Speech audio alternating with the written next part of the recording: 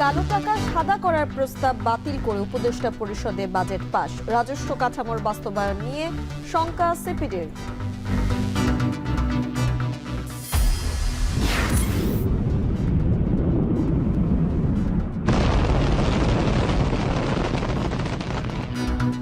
মার্কিন বোমার আঘাতে ইরানের ৩ পরমাণু স্থাপনা ধ্বংসের দাবি ট্রাম্পের। ইসরায়েলে পাল্টা হামলা তেহরানের, যুক্তরাষ্ট্রকেও জবাব দেওয়ার হুঁশিয়ারি।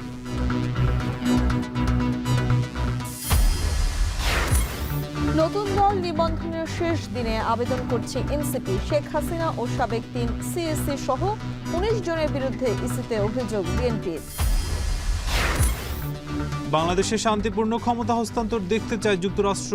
বিএনপির সঙ্গে রাষ্ট্রদূতের বৈঠক। সংবিধান পরিবর্তনে জামায়াতের অবস্থান জানতে আগ্রহী জাপান।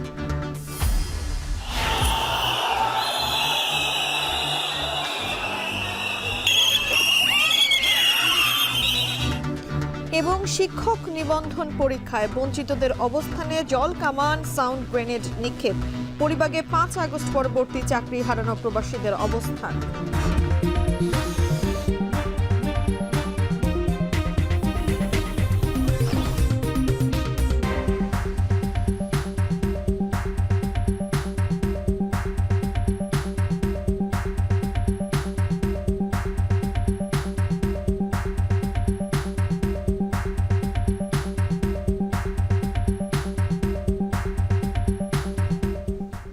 শুনছিলেন শিরোনাম। স্বাগত জানাচ্ছি এখন দুপুরের। সঙ্গে আছি আমি তানজিলা খানমিম এবং আমি নাজমুস সাকিব।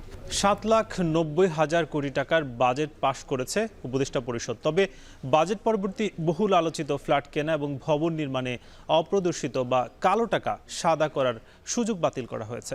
এখন রাষ্ট্রপতির অর্থ বিল স্বাক্ষরের পর গেজেট আকারে প্রকাশ করা হলে কার্যকর হবে ২০২৫-২৬ অর্থ বছরের বাজেট। বিস্তারিত প্রতিবেদনে। বৈষম্যহীন ও টেকসই অর্থনৈতিক ব্যবস্থা গড়ার প্রত্যয় নিয়ে ২রা জুন আগের অর্থবছরের তুলনায় কিছুটা সাশ্রয়ী করে ৭,৯০,০০০ কোটি টাকার বাজেট উপস্থাপন করেন অর্থ উপদেষ্টা ডক্টর সালেউদ্দিন আহমেদ। ৭,৯০,০০০ কোটি টাকার বাজেটে আগের ধারায় ঠিকই বেড়েছে পরিচালন ব্যয়। আগের অর্থবছরে যেখানে এই ব্যয় ধরা হয়েছিল ৫,০৬,৯৭১ কোটি টাকা, সেখানে এবারের বাজেটে এই ব্যয় প্রস্তাব করা হয়েছে ৫,৩৫,৩১৭ কোটি টাকা। এর মধ্যে সরকারি কর্মকর্তা কর্মচারীদের বেতন ভাতাই ব্যয় হবে সিংহভাগ, অর্থাৎ ৪,৯৮,০০০ কোটি টাকা। প্রতিবারের মতোই এবারও রাজস্ব আহরণের একটি বড় লক্ষ্যমাত্রা নেওয়া হয়েছিল এবং সেটা গেলবারের চেয়ে অন্তত ২৩,০০০ টাকা বেশি। ৫,৬৪,০০০ কোটি টাকার রাজস্ব লক্ষ্যমাত্রার এই সংখ্যাটি মূলত বাজেটের ৫ ভাগের ৩ ভাগ। বাজেট উপস্থাপনের পর অনলাইনে মতামত এবং অনেক আলোচনা সমালোচনার পরে সকালে প্রধান উপদেষ্টার কার্যালয়ে বৈঠকে বসেন উপদেষ্টা পরিষদের সদস্যরা। সেখানে তেমন কোনো পরিবর্তন ছাড়াই অনুমোদন দেওয়া হয়েছে ২০২৫-২৬ অর্থ বছরের বাজেট। তবে বাদ দেওয়া হয়েছে বিতর্কিত ফ্ল্যাট কেনা ও ভবন নির্মাণে অপ্রদর্শিত আয়ের বিষয়টি। তারপর রাষ্ট্রপতি মোহাম্মদ শাহাবুদ্দিন অর্থবিলে স্বাক্ষর করবেন।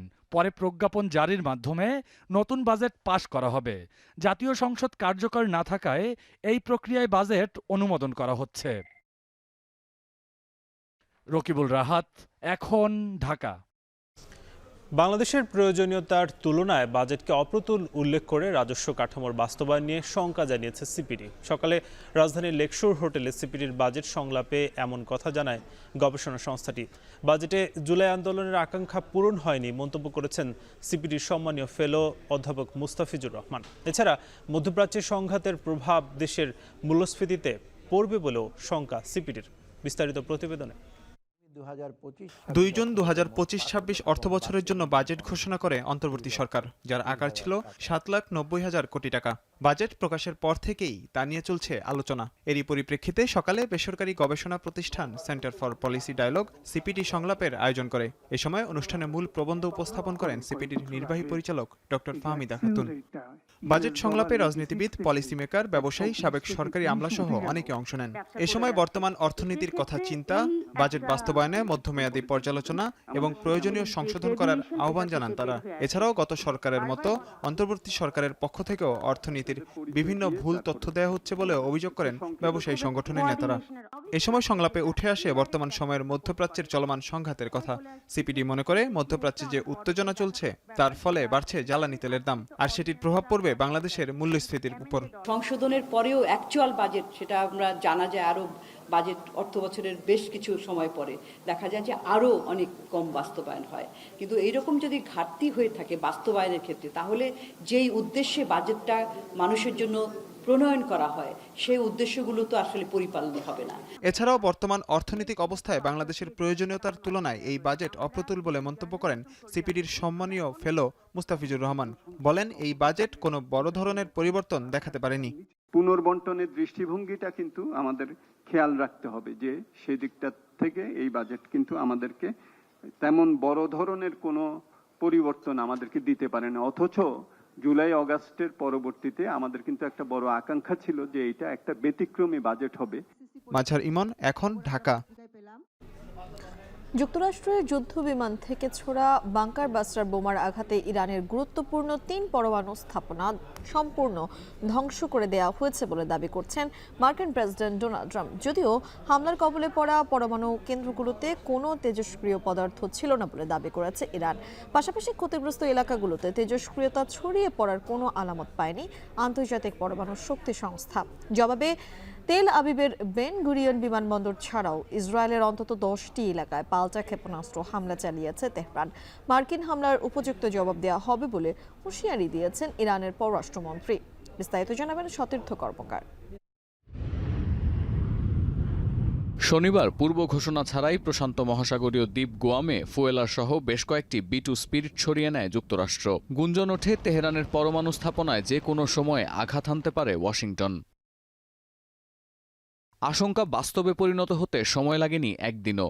ভূপৃষ্ঠের গভীরে থাকা লক্ষ্যবস্তু ধ্বংসে সক্ষম মার্কিন B2 স্পিরিট স্টেলথ যুদ্ধবিমান দিয়ে একই দিনে ইরানের 3টি গুরুত্বপূর্ণ পরমাণু স্থাপনা নাতানজ, ফোর্দো ও ইস্পাহানে হামলা চালিয়েছে যুক্তরাষ্ট্র। মূলত শত্রুপক্ষের রাডার ও আকাশ প্রতিরক্ষা ব্যবস্থাকে ফাঁকি দিয়ে মাটির নিচে নির্ভুলভাবে লক্ষ্যে আঘাত হানতে পারে এমন GBU-57 বা বাংকারবাস্টার বোমা একসাথে অনেকগুলো বহনে সক্ষম এই B2 স্পিরিট যুদ্ধবিমান। CNN এর প্রতিবেদনে বলা হচ্ছে, লম্বায় 20 ফুট ও ওজনে 30,000 পাউন্ডের এই বোমা দিয়েই ইরানের পরমাণু স্থাপনায় হামলা চালিয়েছে যুক্তরাষ্ট্রের বিমান বাহিনী। ইরানের সমৃদ্ধ ইউরেনিয়ামের বড় অংশই আছে দুর্গম পাহাড়ি এলাকায় অবস্থিত ফোর্দো পরমাণু প্রকল্পে। শনিবারের অভিযানে ভূপৃষ্ঠের প্রায় 300 ফুট গভীরে নির্মিত ফোর্দোতে আঘাত হানতে একই স্থানে পরপর কয়েকটি GBU-57 ফেলতে হয়েছে যুক্তরাষ্ট্রকে। হামলার পর ট্রুথ সোশ্যালে দেয়া পোস্টে ট্রাম্প উল্লেখ করেন, পূর্ণ শক্তির বোমা দিয়ে ফোর্দোকে ধ্বংস করাই ছিল এই অভিযানের প্রাথমিক উদ্দেশ্য এবং সেটি সফলও হয়েছে। অভিযান শেষে বিমানগুলো যুক্তরাষ্ট্রে নিরাপদে ফেরত এসেছে বলেও নিশ্চিত করেছেন ট্রাম্প। এরপর জাতির উদ্দেশ্যে দেয়া ভাষণে মার্কিন প্রেসিডেন্ট দাবি করেন, বিশ্ব আজ পরমাণু হামলার হুমকি থেকে মুক্ত হয়েছে। ইরানকে সতর্ক করে বলেছেন, সন্ত্রাসবাদের বিরুদ্ধে যুক্তরাষ্ট্রের অভিযান এখনও শেষ হয়নি।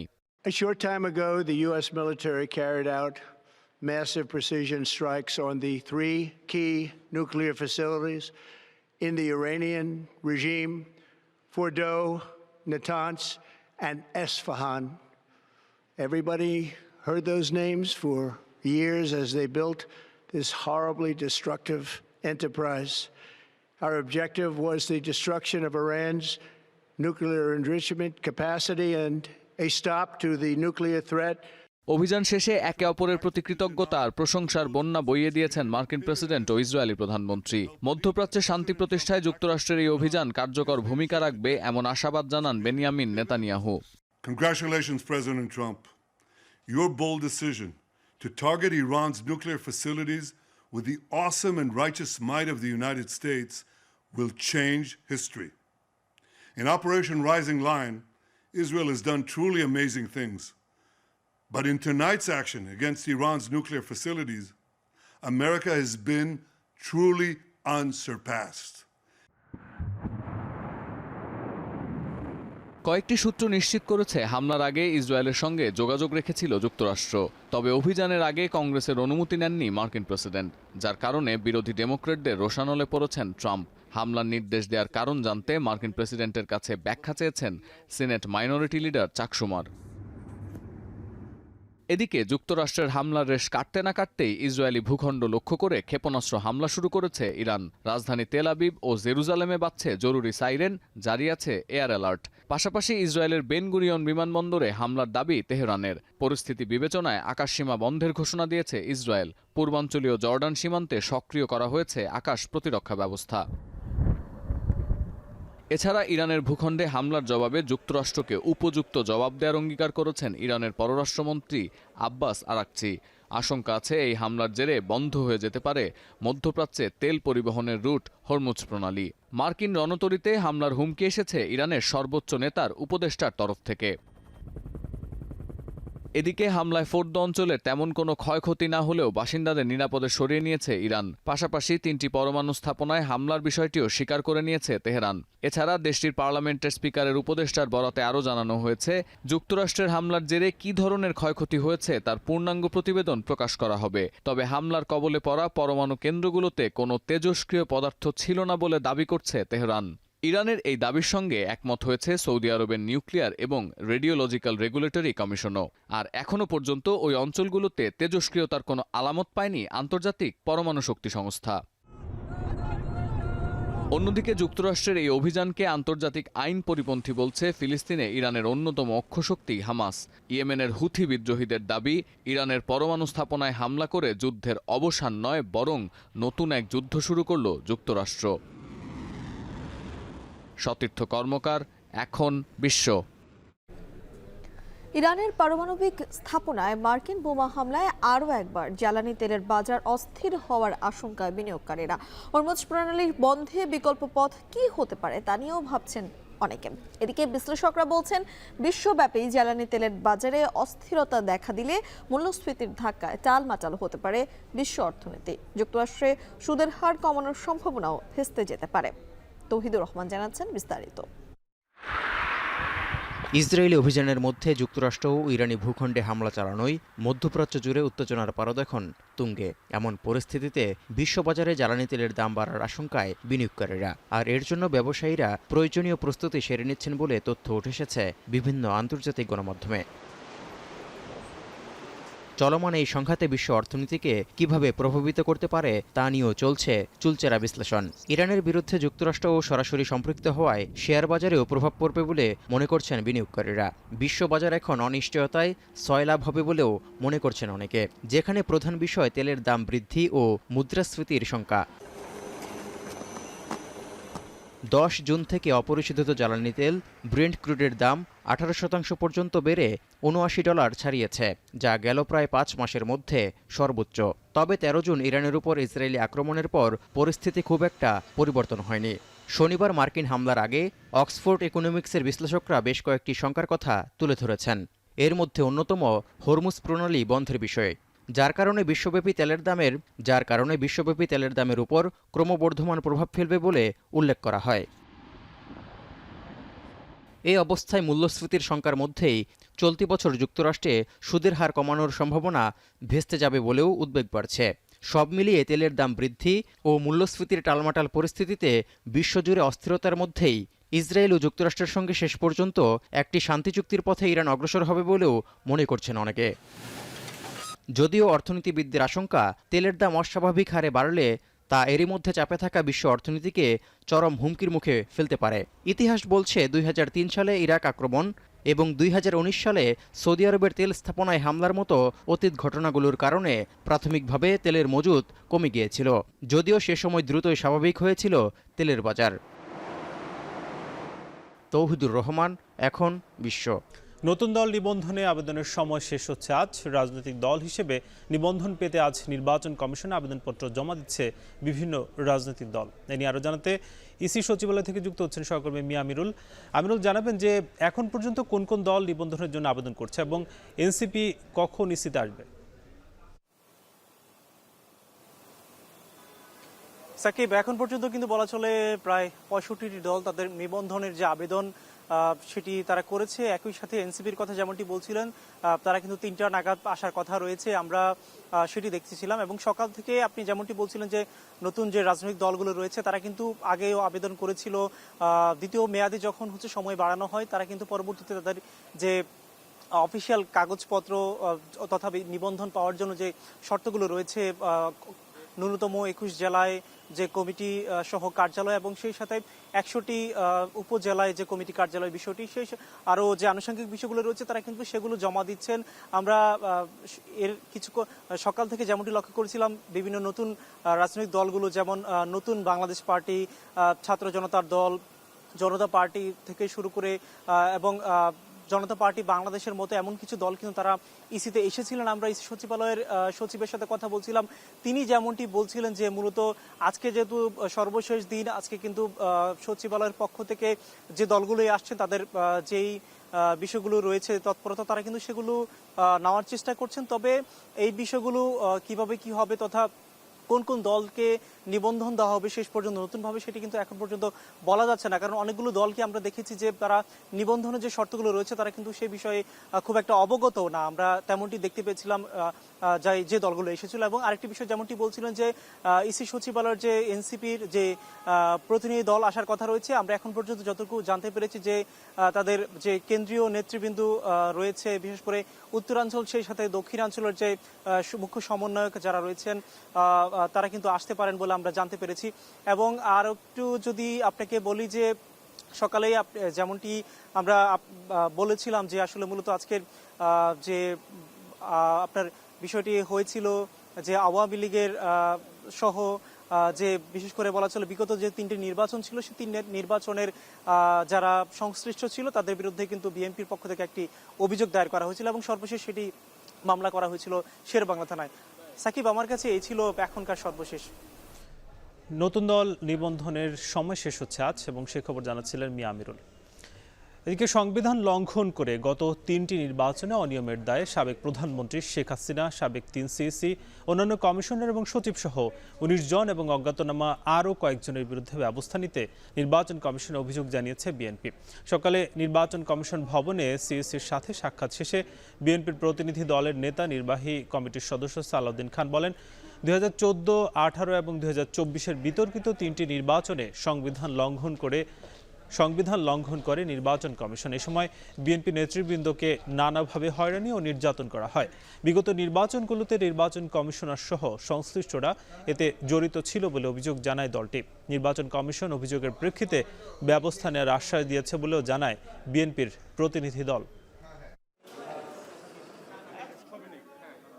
শেখ হাসিনা আছে প্রধান, আর প্রধান নির্বাচন কমিশনার 2014 সালে যারা কমিশনার ছিলেন তারা, 2018 সালে প্রধান নির্বাচন কমিশনার ছিলেন যারা, তাদের সাথে কমিশনার, তাদের সাথে সচিব, এবং সর্বশেষ 2024 সালে যে নির্বাচন করেছে প্রধান নির্বাচন কমিশনার এবং তাদের কমিশনার বিন্দু, সচিব সহ সংশ্লিষ্ট যারা আইন শৃঙ্খলা বাহিনী যারা অতি উৎসাহে জড়িত আছে তাদের আমরা নাম উল্লেখ করেছি। এটা ওনারা অনুসন্ধান করে ব্যবস্থা নেবেন। সুষ্ঠু নির্বাচনের মাধ্যমে বাংলাদেশে শান্তিপূর্ণ ক্ষমতা হস্তান্তর দেখতে চায় যুক্তরাষ্ট্র, জানিয়েছেন বিএনপির স্থায়ী কমিটির সদস্য আমির খসরু মাহমুদ চৌধুরী। সকালে গুলশানে বিএনপি চেয়ারপারসনের কার্যালয়ে বিএনপি নেতৃবৃন্দের সঙ্গে বৈঠকে অংশ নেন ঢাকায় নিযুক্ত আমেরিকার রাষ্ট্রদূত ট্রেসি অ্যান জ্যাকবসন। বৈঠকে অংশ নেন বিএনপির মহাসচিব মির্জা ফখরুল ইসলাম আলমগীর। বৈঠক শেষে ব্রিফিং করেন বিএনপির স্থায়ী কমিটির সদস্য আমির খসরু মাহমুদ চৌধুরী। এ সময় তিনি বলেন, লন্ডনে ভারপ্রাপ্ত চেয়ারম্যান তারেক রহমান ও ডক্টর মোহাম্মদ ইউনূসের বৈঠকের পর নির্বাচনের দিনক্ষণ ঠিক হওয়াতে বাংলাদেশের সাথে অংশীদার সকল রাষ্ট্রগুলো তাদের কর্মপরিকল্পনা ঠিক করছে। আমির খসরু আরও বলেন, যে বিষয়গুলোতে ঐকমত্য হবে সেই সংস্কারগুলো করে নির্বাচনের দিকে এগিয়ে যাবে দেশ।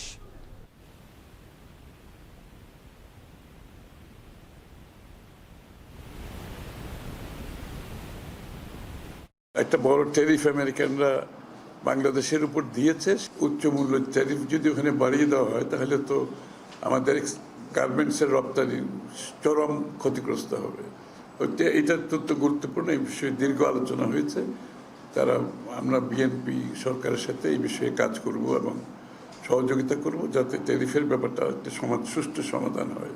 তারেক রহমান সাহেব এবং চিফ অ্যাডভাইজারের সাথে সেই মিটিংয়ের গুরুত্ব তারাও অনুধাবন করতে পারছে এবং সেই মিটিংয়ের ফলে যে একটা বড় ধরনের দেশের মধ্যে একটা স্বস্তি আসছে এবং নির্বাচনমুখী হয়েছে সেটাও আলোচনায় আসছে। বাংলাদেশ অবাধ ও সুষ্ঠু নির্বাচনের লক্ষ্যে সব ধরনের সহযোগিতা করবে জাপান। মৌলিক সংস্কারের বিষয়ে অবগত আছে দেশটি। সকালে মগবাজারে জামাতের কেন্দ্রীয় কার্যালয়ে দলটির আমিরের সঙ্গে সৌজন্য সাক্ষাৎ শেষে কথা বলেন বাংলাদেশে নিযুক্ত জাপানের রাষ্ট্রদূত সাইদা শিনিচি আমির। এ সময় দলটির সেক্রেটারি জেনারেল জানান, বৈঠকে সংবিধানের মৌলিক পরিবর্তন এবং বাস্তবায়ন প্রক্রিয়া নিয়ে জামাতের অবস্থান জানতে চেয়েছেন রাষ্ট্রদূত। সকালে মগবাজারে জামাতের কেন্দ্রীয় কার্যালয়ে দলটির আমিরের সঙ্গে সৌজন্য সাক্ষাৎ শেষে একথা বলেন তিনি। এ সময় দলটির সেক্রেটারি জেনারেল বলেন, সংবিধানের মৌলিক পরিবর্তন ও বাস্তবায়ন প্রক্রিয়া জামাতের অবস্থান জানতে চান সাইদা শিনিচি। প্রায় 1 ঘন্টার বৈঠকে দুদেশের ব্যবসা বাণিজ্যের অগ্রগতি নিয়ে আলোচনা হয় বলেও জানান তিনি। পরে বাংলাদেশে নিযুক্ত জাপানের রাষ্ট্রদূত সাইদা শিনিচি আমির বলেন, বাংলাদেশের নির্বাচনের বিষয়ে জাপানের পক্ষ থেকে সব ধরনের সহযোগিতা করা হবে। We extend the message, our strong commitment to further support the Bangladesh nation, and particularly and especially on its process toward the free, fair, peaceful, and inclusive election. তিনি কিছু প্রশ্ন করে এসব বিষয়ে আমাদের সংবিধানের পরিবর্তন, সংস্কারের মেজর ইস্যুগুলো কিভাবে আমরা কার্যকর করব সেই সব উপায় এবং পথপন্থা সম্পর্কে তার আগ্রহ ব্যক্ত করেছেন। আমরা আমাদের দলীয় পলিসির ভিত্তিতে যে সমস্ত রিফর্ম প্রপোজাল গভর্নমেন্টকে দিয়েছি তার ভিত্তিতে আমরা তার জবাব দিয়েছি।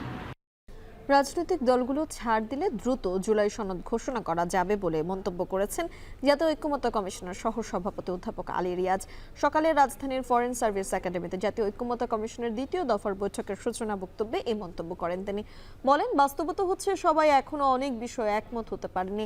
আলোচ্য বিষয়গুলো দলীয় ফোরামে আলোচনা করতে হচ্ছে বলে দলগুলো সময় নিচ্ছে। তিনি বলেন, সবাই ছাড় দিলে কাছাকাছি আসার সুযোগ তৈরি হবে ও দ্রুত জুলাই সনদ ঘোষণা করা যাবে। এ সময় তিনি আরও বলেন, নির্বাচন প্রক্রিয়া ও বিচার প্রক্রিয়া চলমান থাকলেও সংস্কার নিয়ে ঐক্যমতে পৌঁছানো জরুরি।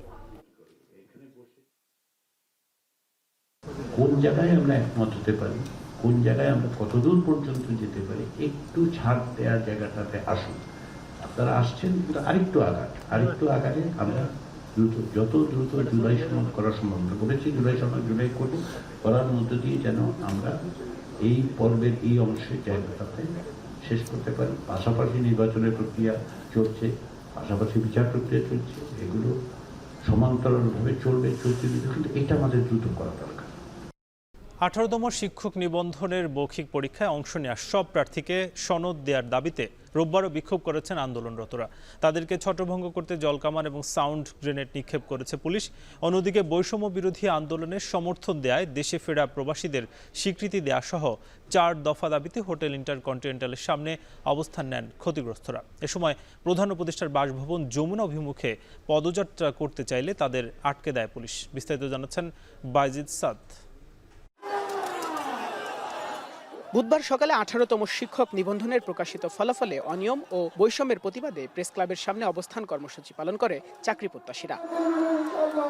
প্রেস ক্লাবের সামনের 2 সড়কে বসে পড়ায় বন্ধ হয়ে থাকে যান চলাচল। পুলিশ বারবার সরে যেতে বললেও স্লোগান দিতে থাকেন আন্দোলনকারীরা। তাদের দাবি, শিক্ষক নিবন্ধনের প্রিলি ও লিখিত পরীক্ষায় উত্তীর্ণ হওয়ার পরও মৌখিক পরীক্ষায় রেকর্ড 20,688 জন প্রার্থীকে ইচ্ছে করে ফেল করিয়ে দেওয়া হয়েছে। এ সময় ফলাফল পুনর্মূল্যায়ন করে ভাইভায় অংশ নেওয়া সবাইকে শিক্ষক নিবন্ধন সনদ দেওয়ার দাবি জানান তারা। 2023 বেড়েছে, 24 বেড়েছে, 2025 সালে 8 মাসের ভাই বানিয়ে তারা কেন 2 মিনিটের ভাই আমাদের সাথে বৈষম্যমূলক আচরণ করেছে? মাননীয় এনটিআরসি, আপনার কাছে এর জবাব চাই। 40 এই সনদ অনেককে দেওয়া হয়েছে, তাহলে আমাদেরকে কেন ফেল করানো হলো? কেন আমাদের সাথে এই বৈষম্য করা হলো?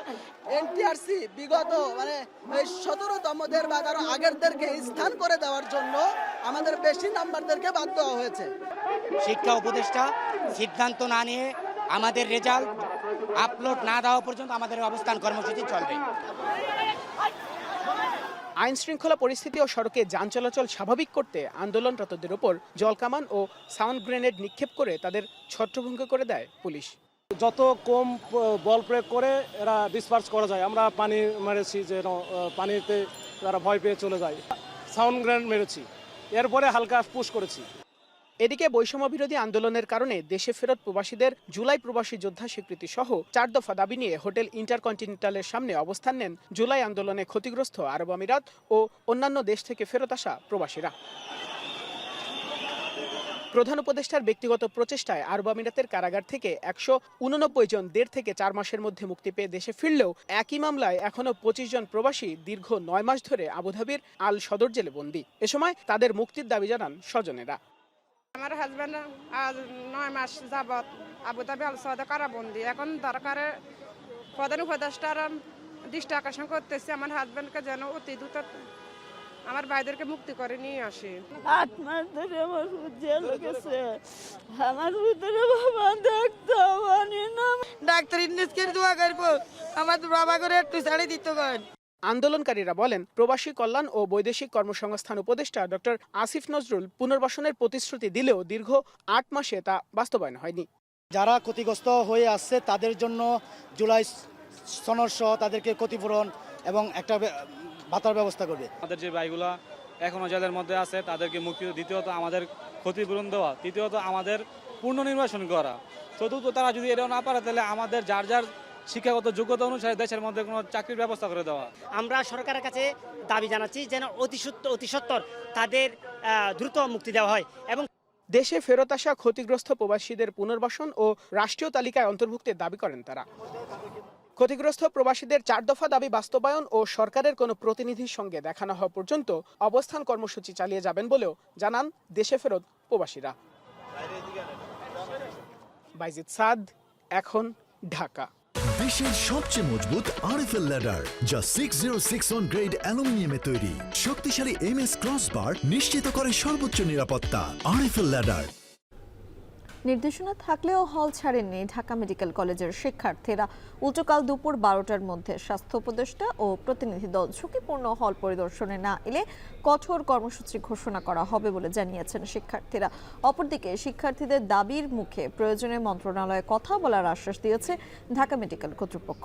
আবাসনের দাবিতে কয়েকদিন ধরে আন্দোলনের পরিপ্রেক্ষিতে ঢাকা মেডিকেল কলেজ বন্ধ ঘোষণা করেন কর্তৃপক্ষ। বিস্তারিত জানাচ্ছেন আরিফ হোসেন। ছাত্রছাত্রীদের নতুন আবাসিক হল সহ 5 দফা দাবিতে বেশ কয়েকদিন ধরে আন্দোলন করে আসছে ঢাকা মেডিকেল কলেজের শিক্ষার্থীরা। আন্দোলনের মুখে নতুন ভর্তি হওয়া শিক্ষার্থীদের নবীন বরণ অনুষ্ঠানও প্রত্যাখ্যান করেছে তারা। শিক্ষার্থীদের আন্দোলনের মুখে অনির্দিষ্টকালের জন্য ক্লাস পরীক্ষা বন্ধ করে হল ছাড়ার নির্দেশ দেয় কর্তৃপক্ষ। রোববার দুপুর 12টার মধ্যে হল ছাড়ার নির্দেশনা থাকলেও সরজমিনে গিয়ে দেখা যায় কেউ হল ছেড়ে যায়নি। পরিত্যক্ত হলটিতে অবস্থান করছেন অধিকাংশ শিক্ষার্থীরা। কেন? 4 তলা একদম পরিত্যক্ত ঘোষণা করা হয়েছে এবং অনেকটা ঝুঁকিপূর্ণ, সেহেতু আমরা শিক্ষার্থীরা 4 তলাটা ইভাকুয়েট করছি করে অপেক্ষাকৃত যেগুলো মোটামুটি একটু নিরাপদ আছে, হ্যাঁ, যেমন ব্লক আছে হলের, সেই ব্লকগুলোতে আমরা শিফট করছি। আমাদের এই দাবি আদায়ের লড়াই চলতে থাকবে এবং যেহেতু ভবনের কোনো সংস্কার হচ্ছে না সেহেতু আমরা হল ত্যাগ করছি না। শিক্ষার্থীদের অনড় অবস্থানের মুখে ঢাকা মেডিকেল কলেজ কর্তৃপক্ষ আলোচনায় বসে শিক্ষার্থীদের সাথে। 1.5 ঘন্টা আলোচনা শেষে শিক্ষার্থীরা কথা বলেন গণমাধ্যমের সাথে। বলেন তাদের আশা পূরণ হয়নি। 24 ঘন্টার আলটিমেটাম দিয়ে কঠোর কর্মসূচির হুঁশিয়ারি দেন শিক্ষার্থীরা।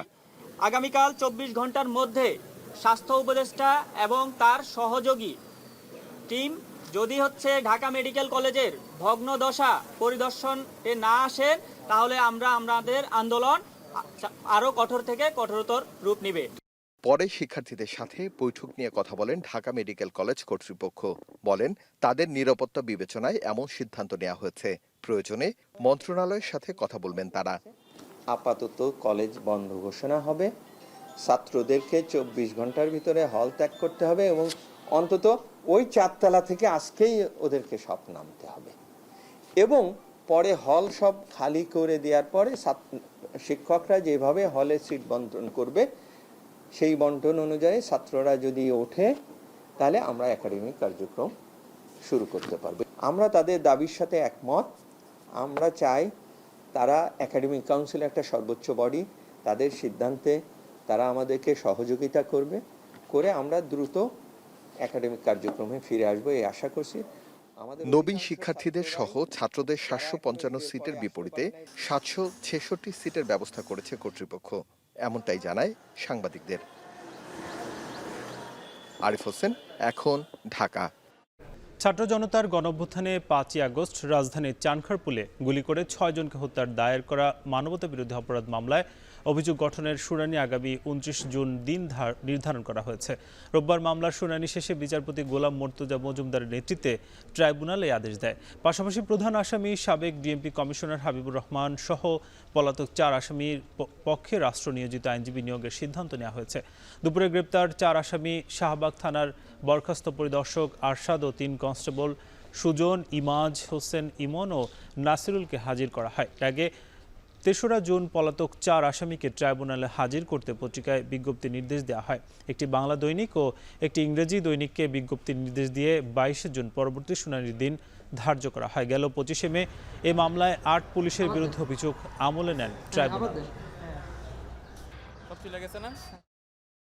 আগামী ২৯শে জুন এই মামলায় অভিযোগ গঠন শুনানির জন্য দিন ধার্য করা হয়েছে এবং আজকে স্টেট ডিফেন্স ট্রাইব্যুনাল নিয়োগ করবেন। চার্জ হিয়ারিং হওয়ার পর, চার্জ ফ্রেমিং অর্ডার হওয়ার পর ডিফেন্সকে প্রস্তুতির জন্য ২১ দিন সময় দিতে হবে।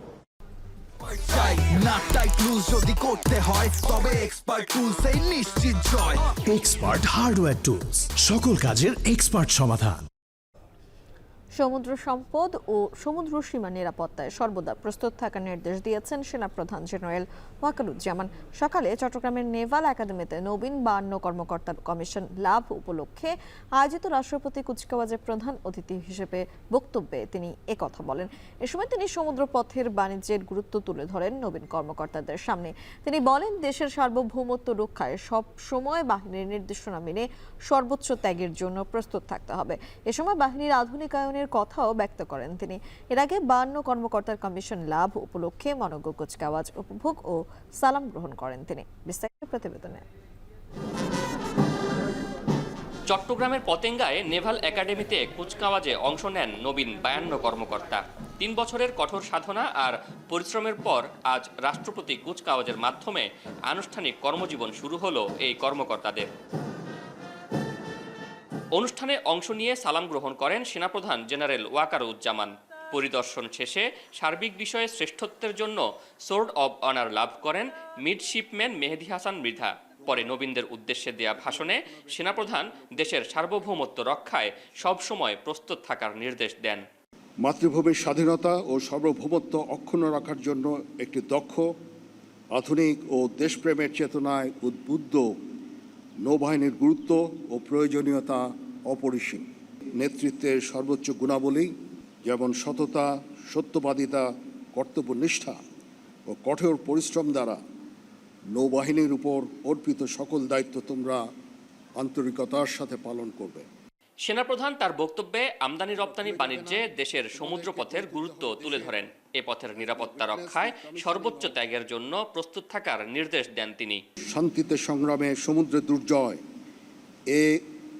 এটাতে উজ্জীবিত হয়ে মাতৃভূমির স্বাধীনতা ও সার্বভৌমত্ব রক্ষা হবে তোমাদের জীবনের প্রথম এবং প্রধানতম ব্রত।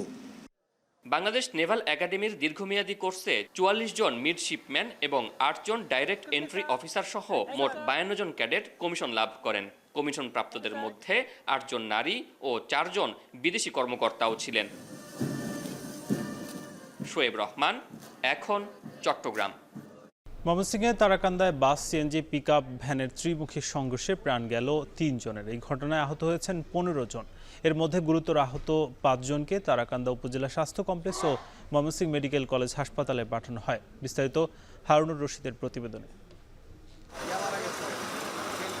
ময়মনসিংহের তারাকান্দার শেরপুর ময়মনসিংহ আঞ্চলিক সড়ক। একপাশে উল্টে আছে পিকআপ ভ্যান, বিপরীত পাশেই দুমড়ে মুচড়ে পড়ে আছে সিএনজি অটোরিকশা। এ চিত্রই বলে দুর্ঘটনার ভয়াবহতা। শেরপুর থেকে ঢাকার উদ্দেশ্যে ছেড়ে আসে জিকে পরিবহনের একটি বাস। বেলা 11:30টার দিকে বাগুন্দা এলাকায় পৌঁছলে বিপরীত দিক থেকে আসা দুটি সিএনজি, মোটরসাইকেল, অটোরিকশা ও হ্যান্ডট্রলি চাপা দেয়। এ সময় ওই বাসের ধাক্কায় উল্টে যায় একটি পিকআপ ভ্যানও। বাস সিএনজির বেপরোয়া গতির কারণে দুর্ঘটনা ঘটেছে বলে অভিযোগ স্থানীয়দের। এবং হতাহতের অনেকেই হতাহত অবস্থায় আছে। ময়মনসিংহ মেডিকেলে পাঠানো হয়েছে, ফুলপুর হাসপাতালে পাঠানো হয়েছে। বেপরোয়া গতিতে গাড়ি চালকরা গাড়ি চালিয়ে আসছিল, তার পরবর্তীতে এ দুর্ঘটনা সম্মুখীন হয়।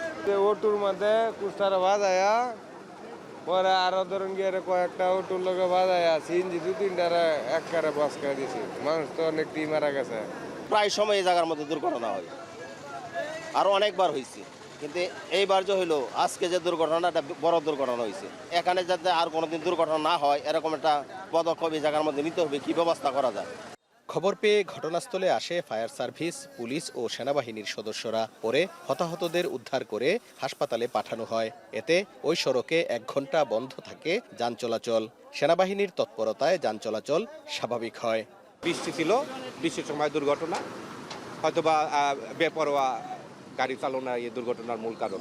বাস প্রথমেই সিএনজির উপরে উঠাই দিছে আর কি, ওই সিএনজির যাত্রীগুলোই মারা গেছে। সাধারণত 2জন যাত্রী মারা গেছে।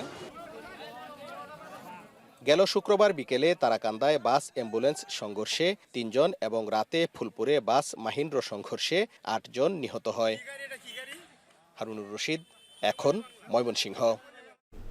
টেস্ট ক্রিকেটের 25 বছর পূর্তি উপলক্ষে রাজশাহী বিভাগীয় স্টেডিয়ামে দিনব্যাপী ক্রিকেট প্রতিযোগিতা, প্রেসার হান্ট ও আনন্দ আয়োজন করা হয়েছে। প্রধান অতিথি হিসেবে উপস্থিত থেকে এই আয়োজনের উদ্বোধন করেন বাংলাদেশ ক্রিকেট বোর্ডের সভাপতি আমিনুল ইসলাম বুলবুল।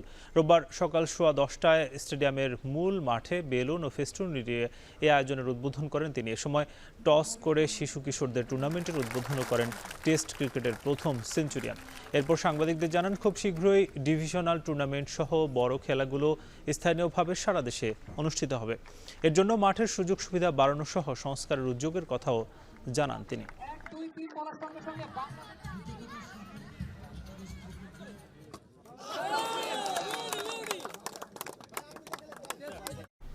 শেষ করবো এখন দুপুর। তার আগে শিরোনামগুলো জানাবো আরো একবার। কালো টাকা সাদা করার প্রস্তাব বাতিল করে উপদেষ্টা পরিষদে বাজেট পাস, রাজস্ব কাঠামোর বাস্তবায়ন নিয়ে শঙ্কা সিপিডির।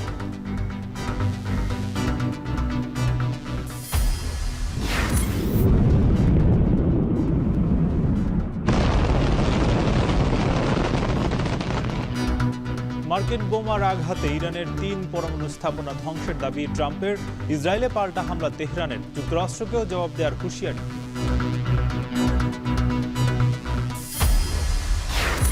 নতুন দল নিবন্ধনের শেষ দিনে আবেদন করেছে এনসিপি। শেখ হাসিনা ও সাবেক 3 সিইসি সহ 19 জনের বিরুদ্ধে ইসিতে অভিযোগ বিএনপির। বাংলাদেশে শান্তিপূর্ণ ক্ষমতা হস্তান্তর দেখতে চায় যুক্তরাষ্ট্র। বিএনপির সঙ্গে রাষ্ট্রদূতের বৈঠক। সংবিধান পরিবর্তনে জামায়াতের অবস্থান জানতে আগ্রহী জাপান।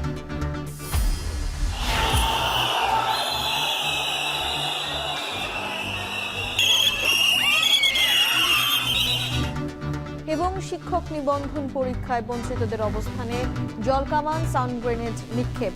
পরিবাগে 5ই আগস্ট পরবর্তী চাকরি হারানো প্রবাসীদের অবস্থান।